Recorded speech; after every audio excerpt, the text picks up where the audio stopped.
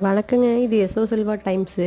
எப்ப பாரு உங்க சமையல புழிஞ்சு தள்ளிட்டே இருக்கிறாங்களா, அப்ப இந்த ஸ்டைல்ல ஒரு மசால் பொரி செஞ்சு குடுங்க. என்ன தின்னு போட்டு நல்லாயிருக்குன்னு சொல்லுவாங்கன்னு நினைக்கிறீங்களா? அப்பவும் பொரிஞ்சு தள்ள தான் போறாங்க. என்னோட ஸ்டைல் என்னன்னு பார்த்தீங்கன்னா, எப்பயாவது ஏதாவது ஒண்ணு செஞ்சு போட்டு நல்லாயிருக்குதா நல்லாயிருக்குதான்னு நொய் நொயின்னு கேட்டுக்கிட்டே இருப்பேன்.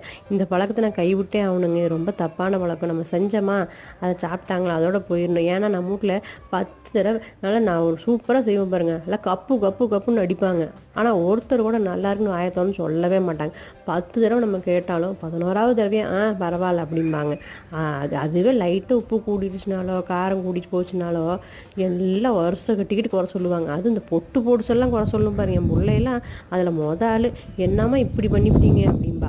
இந்த மசால் பொரியே ஒரு 4, 5 தடவ கேட்டதுக்கப்புறம், ஏதோ பரவால்லம்மா" அப்படின்னு சொன்னா. அதனால எப்படி செய்றோம், ஏன் செய்றோம் அதெல்லாம் கேட்காதீங்க. நீங்க பாட்டுக்கு செஞ்சு தள்ளிக்கிட்டே இருங்க. ஏன்னா செய்யறது நம்ம வேலை. அத சாப்பிட்டே ஆகணுங்கிறது அவங்க தலையெழுத்து. நம்ம என்ன பண்றது?